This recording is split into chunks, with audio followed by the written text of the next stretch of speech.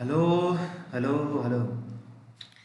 तो स्टूडेंट्स, आज हम लोग ट्रिग्नोमेट्री का लेक्चर नंबर 3 है, यानी कि पार्ट 3 में बात करेंगे त्रिकोणमितीय अनुपात से संबंधित प्रॉब्लम्स के। ठीक है, तो चलिए स्टार्ट करते हैं। जैसे आप मान लो कि पिछले क्लास में हमने क्या पढ़ा था साइन थीटा जो होता है वो पी बाई एच, यानी परपेंडिकुलर और हाइपोटेनस का रेशियो होता है। इसी तरीके से पढ़ा था cos theta is equal base by hypotenuse B by H. Tan theta is equal क्या पढ़ा था P by B, perpendicular wise base. Cosec theta क्या पढ़ा था H by P. Sec theta क्या पढ़ा था एच बाई बी, यानी हाइपोटेनस बाई बेस। और कॉट थीटा क्या पढ़ा था, ये हमने पढ़ा था B by P, base by perpendicular. ठीक है, तो ये 6 त्रिकोणमितीय अनुपात हमने पढ़े थे। अब जैसे मान लीजिए, इस पे पहले सिंपल एक एग्जांपल करते हैं। जैसे मान लो कि हमारे पास यहाँ एक राइट एंगल ट्रायंगल है। ठीक है, अब यदि हमारे पास एक राइट एंगल ट्रायंगल है तो हम क्या कर सकते हैं, इसमें कुछ वैल्यू गिवन दिया हुआ है ए बी सी, एक त्रिभुज है, यहाँ पे है 90 डिग्री। ठीक है, और कहा गया कि ये है हम लोगों का 25 सेंटीमीटर जो कर्न है, ये कहा गया 24 सेंटीमीटर बी सी। तो बताइए कि sign A, cos A, tan A, ऐसे ही बाकी जो 6 त्रिकोणमितीय अनुपात है सबके मान हमको फाइंड आउट करने हैं, निकालने हैं। तो चलिए, तो साइन क्या होता है लंब बटा कर्ण पी बाई एच। तो यहाँ पे आपको करना क्या होगा, पी और एच और बी डिफाइन करना होगा पहले। तो अगर यहाँ जो फाइंड आउट करना है, अगर आप ठीक से देखें, sign A cos A tan A, ये जो लिखा जा रहा है ये ए लिखा जा रहा है। यहाँ पे जो एंगल लिया जा रहा है वो ए है, तो ये तो कोण यहाँ पे ये है। तो जो कोण लिया जाए उसके सामने वाला भुजा क्या होता है, लंब होता है, परपेंडिकुलर। 90 के सामने क्या हमेशा रहता है, हाइपोटेनस। और जो बच गया वो क्या हो जाएगा, बेस। या ऐसे ही बताए थे कि जिस पे एंगल और 90 दोनों जुड़े होते हैं, तो ए बी से देख लीजिए, जो ए बी भुजा है उससे दोनों जुड़े हुए हैं, कौन कौन, थीटा और 90। जो एंगल ए है और 90, तो ये बेस हो गया। अब आपको बेस नहीं पता है, तो जब कॉस निकालना होगा तो उसके लिए तो आपको बेस चाहिए। जब आपको टैन निकालना होगा तो उसके लिए तो बेस आपको चाहिए। तो बेस फाइंड आउट करने के लिए सबसे पहले हम पाइथागोरस थ्योरम लगाएंगे।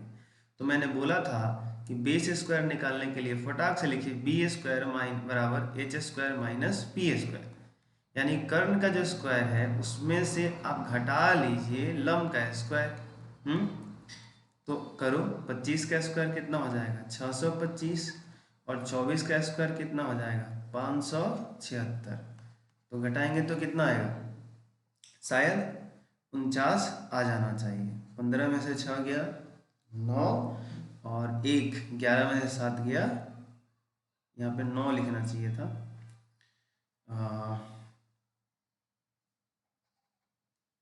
यहाँ पे आपका 49 आ जाएगा। तो बेस का स्क्वायर 49 आ गया, तो b is equal square root 49, यानी कि बेस कितना हो जाएगा 7। ठीक है, तो बेस आपका निकल गया। अब साइन क्या होता है, तो p बाई एच। तो a के लिए, इस एंगल a के लिए जो परपेंडिकुलर है वो कौन है 24, और हाइपोटेनस कौन है 25। ये हो गया हमारा आंसर। ठीक है, अब आप देख सकते हैं आगे कि जो है क्या है कॉस, तो ये हो जाएगा b by H base by hypotenuse. तो बेस कितना है एंगल ए के लिए, वो है हमारा निकाल का भी निकाले ना 7, और हाइपोटेनस तो वही रहेगा 25।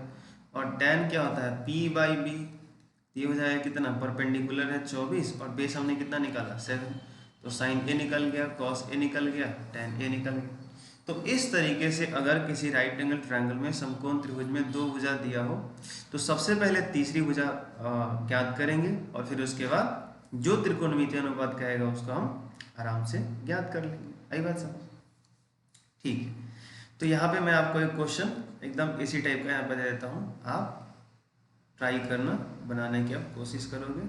ठीक है, जैसे मान लो यहाँ पे एक ट्रायंगल है ए, ये आपका है बी, ये है सी, और यहाँ पे 90। ठीक है, और यहाँ पे मैंने दे दिया कि ये वाला जो एंगल है थीटा, और ये है आपका 8 और ये है आपका 6। इस बार मैंने हाइपोटेनस नहीं दिया है, तो आप एच कैसे निकालोगे? तो फॉर्मूला ये वाला लगा लेना। हाइपोटेनस का स्क्वायर क्या बताए थे? इज इक्वल होता है बेस का स्क्वायर प्लस परपेंडिकुलर का स्क्वायर। और आपको करना क्या है, sine theta, cos theta, tan theta, sec cosec cot सबके वैल्यू निकालना है। यहाँ पे साइन का भी वैल्यू निकालना है, कॉस थीटा भी निकालना है, टैन थीटा भी निकालना है, कॉसेक थीटा भी निकालना है, सब निकालना है आपको। ठीक है, तो यहाँ पे आप 6 त्रिकोणमितीय अनुपात जो है सबके वैल्यू का फाइंड आउट करोगे। तो ये आपके लिए एक वीडियो को पॉज कर सकते हैं, बनाइए और बना कर कंप्लीट करिए। चलिए, अब आगे बहुत ही महत्वपूर्ण बात यह है कि अब यहाँ पे इंपॉर्टेंट चीज ये देखना है कि अगर किसी ट्रायंगल में, आप बात समझने की कोशिश कीजिएगा कि जैसे मान लीजिए मैंने कोई एक यहाँ पे ट्रायंगल ले लिया, ये रहा हमारा ट्रायंगल। ठीक है, और ये जो एंगल है ये मैं थीटा ले लूँ, तो ये परपेंडिकुलर हो गया। यहाँ पे अगर 90 है तो ये बेस हो गया और ये हाइपोटेनस हो गया। तो अब अगर मैं बोलूँ कि इस थीटा को चेंज नहीं करना है, थीटा को चेंज नहीं करना है, मैं परपेंडिकुलर और बेस की लेंथ को चेंज करता हूँ। जैसे मान लीजिए यहाँ से मैं ऐसे इसको स्ट्रेट कर देता हूँ। ठीक है, बिल्कुल ऐसा स्ट्रेट होना चाहिए, सीधा। और यहाँ पे जैसे मान लीजिए कि इस ट्रायंगल का मैं नाम रख देता हूँ ए, ये रहा बी, यहाँ पे ये सी, और यहाँ पे जो 2 पॉइंट्स हैं इसको मैंने डाला डी, और फिर ये है हमारा ई। और फिर से मैं क्या करता हूँ, इसमें एक और लाइन खींचता हूँ यहाँ पे, ये ऐसे। तो यहाँ पे जो एक पॉइंट बना और यहाँ पे जो एक पॉइंट बना, इसको मैं कर देता हूँ जी, और ये वाला जो पॉइंट है वो एच। ध्यान रखिए ये बेस है, ये परपेंडिकुलर है, और ये हाइपोटेनस है। ठीक है, तो अब जरा आप ध्यान देंगे कि अगर मैं आपसे पूछूं साइन थीटा का वैल्यू बताओ, तो साइन थीटा तो होता है पी बाई एच। क्या होता है? Sine theta P by H. तो परपेंडिकुलर थीटा के लिए कौन हो गया? ए बी, बड़े वाले ट्रायंगल में पहले देखिए। और हाइपोटेनस कौन हो गया? ए सी होगा। लेकिन अगर मैं पूछूं ट्रायंगल, कौन सा ट्रायंगल? डी ई सी में, ये जो ट्रायंगल है डी ई और ये जो सी, ये जो ट्रायंगल आपको दिख रहा है, ये जो ट्रायंगल डी ई सी है, इस ट्रायंगल की मैं बात करूं, इसमें मैं आपसे पूछूं कि फिर से आप साइन थीटा बराबर क्या लिखोगे, तो ये क्या आ जाएगा? फिर से परपेंडिकुलर कौन होगा? इसके लिए परपेंडिकुलर, इस बार थीटा के लिए क्या हो जाएगा? डी ई, और हाइपोटेनस कौन हो जाएगा? 90 के सामने वाला कर्ण डी सी हो जाएगा। उसके बाद अगर उससे छोटे वाले ट्रायंगल में आप आओगे तो साइन थीटा बराबर ही हो जाएगा लंब बटा कर्ण यानी कि जी एच, और बटा कर्ण कितना हो जाएगा? जी सी हो जाएगा। ये 90-90 है, ध्यान रखिएगा। ठीक है, अब आप बात समझने की कोशिश कीजिए। कहने का मतलब मेरा ये है कि यहाँ पे जो साइन थीटा है, ये जो साइन थीटा है और ये जो साइन थीटा है, ये तो तीनों सेम है। इसका मतलब है कि ए बी बटा ए सी बराबर डी ई बटा डी सी बराबर जी एच बराबर जी सी, ऐसा होगा। ये समझने की कोशिश कीजिए कि अगर एंगल कांस्टेंट है, एंगल चेंज नहीं हो रहा है, तो वो किसी भी ट्रायंगल में अगर आप रेशियो लेते हो, छोटा ट्रायंगल में लीजिए या बड़ा ट्रायंगल में लीजिए, छोटे त्रिभुज में लंब बटा कर्ण लीजिए या बड़े त्रिभुज में लंब बटा कर्ण लीजिए, अगर एंगल चेंज नहीं हो रहा है तो, ये थीटा चेंज नहीं हो रहा है तो तो किसी भी त्रिभुज में, समकोण त्रिभुज में आप लंब और कर्ण का अनुपात निकालेंगे तो सब बराबर आते हैं। जैसे मान लीजिए कि आपको मैंने ऐसे दे दिया, किसी ट्रायंगल में आपने वैल्यू निकाला तो साइन थीटा आ गया 4/5, लेकिन ऐसा भी तो पॉसिबल है कि किसी में लंब 8 हो जाए और कर्ण उसका 10 हो, तो इसको भी तो कैंसिल करके 4/5 ही आएगा। यही बात समझ, आप मेरी बात समझ पा रहे हैं? जैसे मैं क्या कहने की कोशिश कर रहा हूँ, जैसे मान लीजिए ट्रायंगल है, यहाँ पे थीटा है, ये लंब मैंने आपको दिया कितना 4 और कर्ण दिया 5, लेकिन एक बड़ा ट्रायंगल बनाया ऐसे कुछ, लेकिन यहाँ भी थीटा वही है, यहाँ भी एंगल वही है जो यहाँ पे एंगल बनाया छोटे वाले ट्रायंगल, लेकिन इस बार लंब जो मैंने दिया आपका 8 और कर्ण दिया 10, लेकिन यहाँ भी अगर आप साइन थीटा निकालोगे तो लंब 8 और कर्ण 10, तो कट के कितना आएगा 4/5। तो ये जो P/H है, लंब बटा कर्ण, त्रिभुज में भुजाओं की लंबाई चेंज होने से नहीं होगा यदि एंगल चेंज ना हो तो। आई बात समझ? तो एक नियत कोण के लिए, एक निश्चित कोण के लिए त्रिकोणमितीय अनुपात का जो मान होगा वो नियत होगा। ठीक है, जैसे मैं एक एग्जांपल देता हूं आपको। जैसे साइन 30 डिग्री का वैल्यू होता है 1/2। ठीक है, साइन 30 डिग्री का वैल्यू क्या होता है 1/2। अब ये हमेशा फिक्स हो गया। मेरे कहने का अर्थ ये है, मैं पूरा जो अब तक आपको समझा रहा था उसका समरी सारांश निचोड़ यही है, निष्कर्ष यही है कि साइन 30 का वैल्यू 1/2 मैंने बोला, तो साइन 30 डिग्री हमेशा इसका 1/2 होगा, इसको छोड़ कोई और वैल्यू नहीं होगा। अगर मैं बोल रहा हूं कि साइन 90 डिग्री का वैल्यू 1 होता है, तो साइन 90 का वैल्यू हमेशा 1 यूज करेंगे। इस 90 के लिए साइन का वैल्यू हमेशा यही रहेगा, ये चेंज होने वाला नहीं। भुजाएं चेंज हो सकती हैं, छोटी बड़ी हो सकती हैं, लेकिन जो साइन थीटा जो लंब और कर्ण का अनुपात होता है वो अनुपात नहीं बदलने वाला है। ध्यान सुनिए, भुजाओं की लंबाई बदल सकती है, लेकिन उन भुजाओं का जो अनुपात होगा, लंब और कर्ण का जो अनुपात होगा, वो नहीं बदलने वाला। और ये चीज हमेशा लागू होंगी।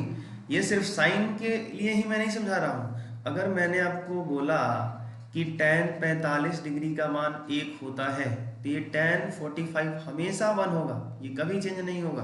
आप कुछ भी कर लीजिए। ठीक है, चलिए इसी पे बात कर लेते हैं। जैसे आप मान लो कि यहाँ पे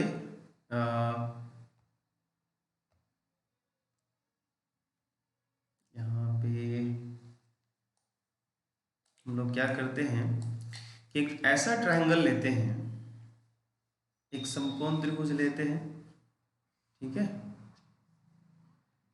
जिसमें ये जो एंगल है वो 45 का है। तो समकोण त्रिभुज में एक 90 होता है, दूसरा 45 होता है, तीसरा ये तय है कि 45 ही होगा। सोचिए, अब दोनों ये कोण बराबर, तो ये वाला भुजा और ये वाला भुजा कितना हो गया बराबर। तो आप कोई भी एंगल लेंगे 45 में से कोई भी चुनेंगे न्यून कोण, तो ये लंब और आधार है, इन दोनों की लंबाई हमेशा बराबर होगी। आपने पढ़ा होगा कि यदि किसी त्रिभुज में दो भुजा बराबर होते हैं तो उनके सामने के कोण ऑपोजिट एंगल आपस में इक्वल होते हैं। तो ये जो, अगर मैं बोलूं AB जो होगा वो BC के बराबर होगा। तो सोच के देखो कि अगर आप tan 45 लेते हो तो tan 45, यहाँ पे tan थीटा की जगह 45 रखते हो तो लंब बटा कर्ण होता है, P/H होता है।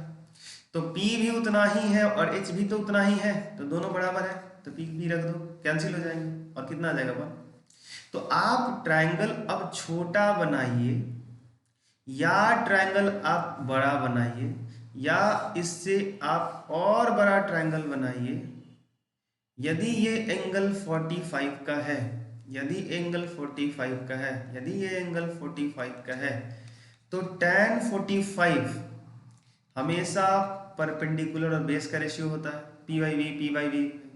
तो P और V तो हर ट्रायंगल में वो इक्वल होंगे, हाँ या ना? तो कट के वो जब इक्वल होंगे, समान होंगे, तो कट के कितने आएंगे हमेशा। तो मैं ये कह रहा हूं कि किसी निश्चित कोण के लिए त्रिकोणमितीय अनुपात जो होता है वो निश्चित होता है, फिक्स्ड होता है, वो चेंज होने वाला नहीं है। उम्मीद करता हूँ ये बात आपको पूरी तरह से समझ में आई होगी। अब आगे आप देख सकते हैं कि यहाँ पे क्वेश्चन जिस तरीके से बोर्ड में आता है वो कुछ ऐसा रहता है, उसको सॉल्व करने के प्रोसेस में क्या आपको सोचना पड़ेगा, जैसे ट्रायंगल नहीं देगा, देगा साइन थीटा इज इक्वल 3/5, तो शेष त्रिकोणमितीय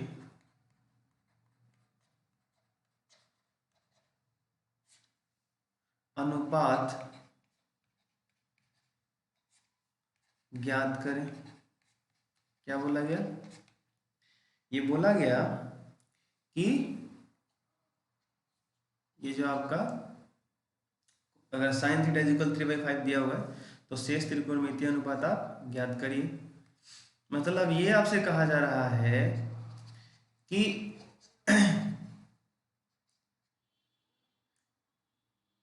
जो 5 बच गए साइन के अलावा, कॉस, टैन, सेक, कॉसेक, कॉट, इनको आपको फाइंड आउट करना है और साइन थीटा का वैल्यू दिया हुआ है, तो आप ऐसे लिखोगे sine theta is equal p/h। आप जानते हो कि साइन जो होता है परपेंडिकुलर और हाइपोटेनस का अनुपात होता है, रेशियो होता है, बढ़िया।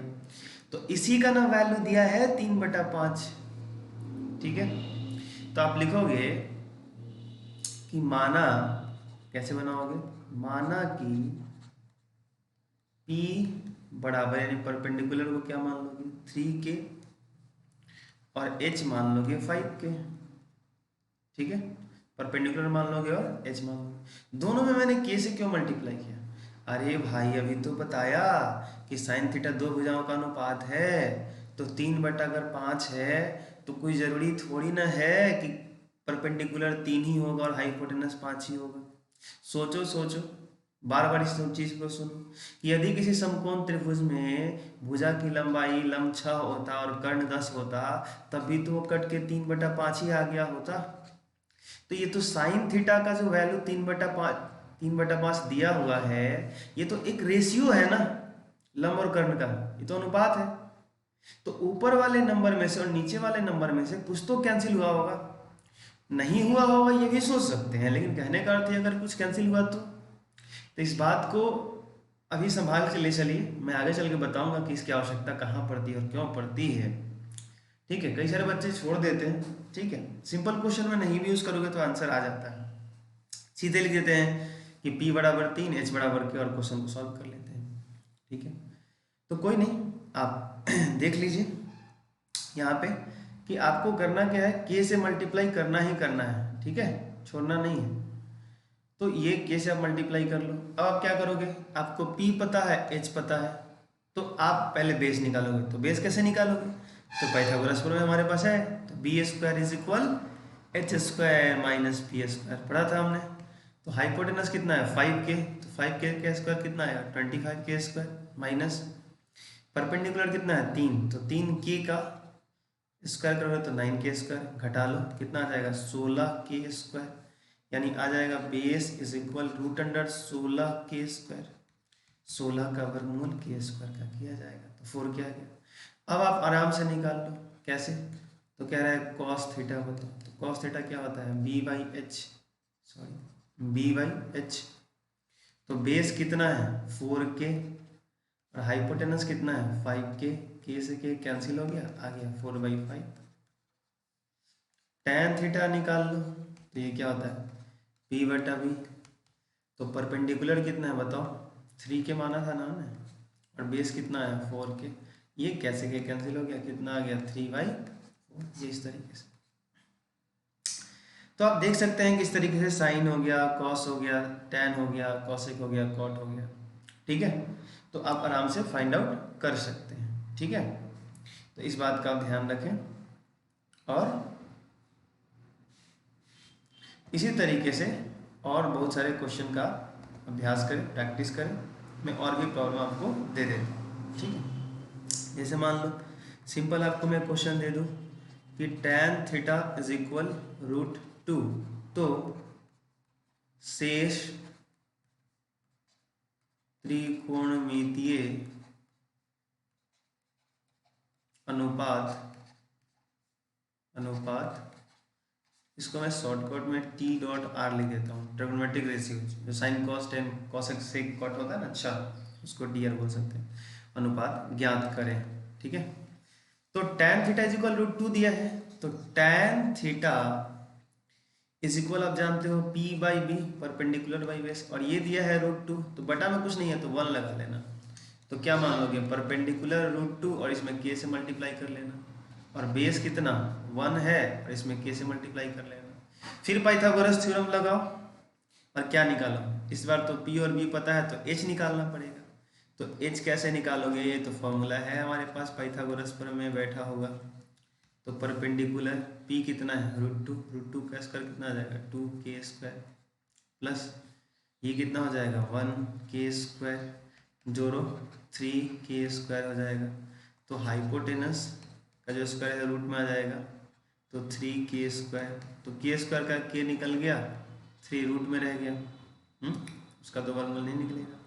अब बाकी निकालना था, जैसे मान लो कि हमसे बोला गया साइन थीटा निकालो, तो साइन के लिए क्या होता है P/H। अब तो याद हो ही गया होगा, परपेंडिकुलर कितना है देखो, परपेंडिकुलर था √2k, और हाइपोटेनस निकाल के बैठे हो k√3, तो k से k कैंसिल हो जाएगा, कितना आ जाएगा √2/√3। उम्मीद करते हैं बाकी आप ऐसे ही निकाल लोगे। cos थीटा चलो एक और निकाल देता हूँ, ये होता है बेस बाई हाइपोटेनस, तो बेस कितना हो गया 1k, हाइपोटेनस निकाल के बैठे हो k × √3, k से k कैंसिल हो गया, आ गया कितना 1/√3। बस आपको फॉर्मूला लिखते जाना है, पुट करते जाना है, वैल्यू आ जाएगा। तो कोई भी त्रिकोणमितीय अनुपात दिया रहेगा तो आप बड़े आसानी से ये फाइंड आउट आप कर सकते हैं, इसमें कोई तकलीफ आपको नहीं होनी चाहिए, ठीक है। तो अब बारी आती है कि आप इसको अच्छे से इस पे बहुत सारे प्रॉब्लम का प्रैक्टिस करें, ठीक है। तो इसके साथ मैं कुछ प्रॉब्लम आपको ऐड कर देता हूँ और आप उसको ध्यान रखेंगे। जैसे अच्छे से क्वेश्चन यहाँ पे हैं, मैं आपको दे देता हूँ कुछ, जैसे साइन a इज इक्वल 8/17 ऐसा दिया हुआ है। तो जितना भी है बाकी सब, तो शेष त्रिकोणमितीय अनुपात को ज्ञात करें। आप यहाँ पे समझ जाओगे, ठीक है, जो मैंने ऊपर बताया आपको, ये आपका क्वेश्चन हो गया। इस तरीके से बहुत सारे प्रॉब्लम आपको मिलेंगे, ठीक है। हमेशा आपको साइन कॉस ही नहीं, कुछ और भी रह सकता है। जैसे मान लो दे दिया मैंने कि सेक थीटा इज इक्वल 13/12, तो जितने सारे बच गए इसके अलावा सेक दिया हुआ है, तो बाकी जो शेष त्रिकोणमितीय अनुपात है उसको आप ज्ञात करिए, ठीक है, इस तरीके से। तो ये सारे के सारे जो क्वेश्चन होते हैं ऐसे दिए गए रहते हैं और आपको सॉल्व करने होते हैं, ठीक है। कभी भी आप प्रॉब्लम देख के घबराएंगे नहीं। अच्छा, इसी वीडियो में मैं आप सबको कुछ बातें बताना चाहता हूँ। वो बात ये है कि जो बच्चा ट्रिग्नोमेट्री का क्वेश्चन सॉल्व करता है, तो कभी कभी ऐसा होता है कि ऐसा लगता है कि उससे क्वेश्चन सॉल्व नहीं हो रहा है, बीच में जाकर अटक जाता है। तो कहाँ अटकता है मैं आपको बताता हूँ। आपने 9th क्लास में पढ़ा होगा बीजगणित, या 10th में आपने बहुपद पढ़ा होगा। तो आप 6ठी 7वीं से ये पढ़ते आते हो कि a + b², ये पढ़ा आपने। तो a² + 2ab + b² ये फॉर्मूला आपने पढ़ा। a - b का जो होल स्क्वायर है, इसको आप पढ़े हो तो होगा a² - 2ab + b²। वैसे ही आपने पढ़ा होगा a² - b² = a + b × a - b। ऐसे ही आप आगे कर सकते हैं, a + b⁵ क्या कर सकते हैं, तो a³ + b³ + 3a² + 3ab²। या इसको कई जगह पे ऐसे भी लिखा रहता है कि a³ + b³ + 3ab, दोनों में से, इन दोनों में से आप कॉमन निकाल लीजिएगा तो ये दिखेगा 3ab × a + b, ऐसे भी लिखा रहता है। ठीक इसी तरीके से a - b के होल क्यूब की अगर बात करें तो वो क्या हो जाएगा, a³ - b³ - 3a² b + 3ab²। ठीक इसी तरीके से आप देख सकते हैं कि इसको भी ऐसे लिखा रहता है कि a³ minus b³ minus 3ab, अगर आप कॉमन ले लोगे तो ब्रैकेट में आ जाएगा a माइनस b।